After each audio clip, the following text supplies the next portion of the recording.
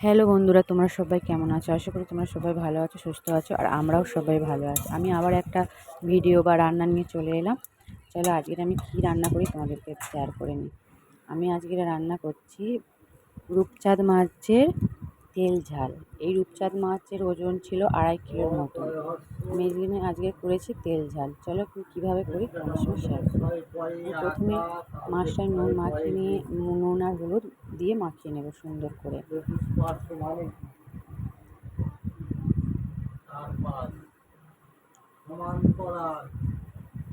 মাছটা সুন্দর করে মাখিয়ে নিতে হবে। সুন্দর করে মাখিয়ে নিয়েছি, এদিকে কড়া বসিয়ে দিয়েছি। কড়া গরম হয়ে গেছে, এবার তেল দিয়ে দেবো। তেলটা আমি একেবারেই দেবো। মাছ ভাজার পরে যে তেল থাকবে ওতেই আমি তেল ঝালটা করবো, তাই আমি তেলটা বেশি করে দিয়ে দিয়েছি। এদিকে মাছ আমি ভালো করে নুন হলুদ মাখিয়ে নিয়েছি, একটা একটা করে ছেড়ে নেব। মাছ আমার ভাজা হয়ে গেছে।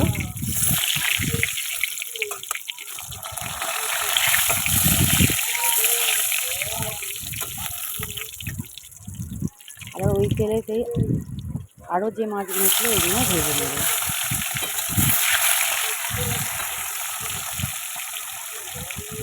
আমি আজকে করছি পটল দিয়ে। বেশি পটল নিয়ে 3টে গোটা গোটা আমি একটু অন্য ধরন করে কেটেছিলাম। নুন দিয়ে আমি মাখিয়ে রেখেছিলাম। আমি শুধু নুন আর হলুদ দিয়ে ওপর দিয়ে ভালো করে মাখিয়ে নিই। এদিকে আমার মাছ ভাজা হয়ে গেছে।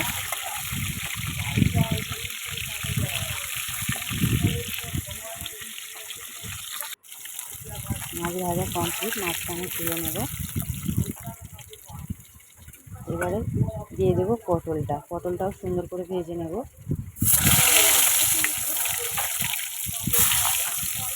পটল দিলেও হয়, না দিলেও হয়।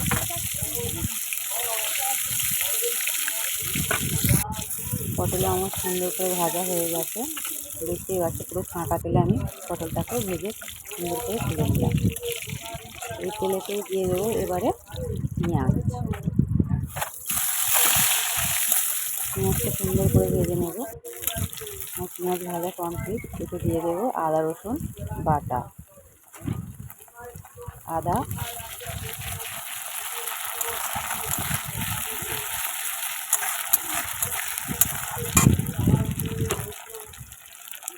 আর রসুনটা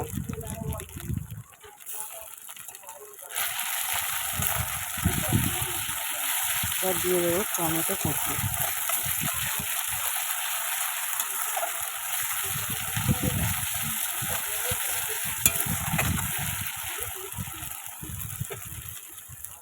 টমেটো কুচিটা দিয়ে দেবো, দিয়ে সুন্দর করে কষিয়ে নিতে হবে যতক্ষণ না তেল ছাড়ছে।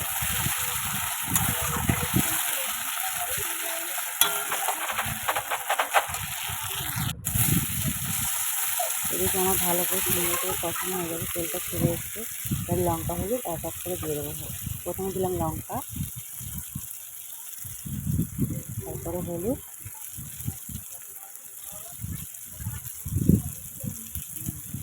একটু জিরে গুঁড়ো, জিরেটা একটু বেশি দিচ্ছি, আর ধনে গুঁড়োটা একটু সামান্য দেবো।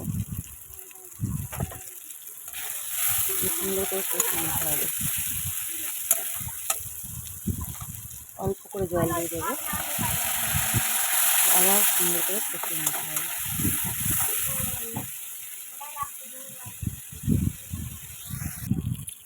একটু লবণ দিয়ে দিলাম, এবার দিয়ে দেবো জল।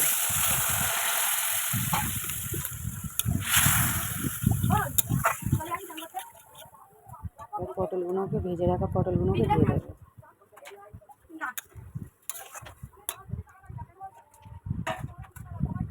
এবার দিয়ে দিতে হবে মাছ করে ফুটে উঠলে। মাছগুলো সব দিয়ে দিলাম।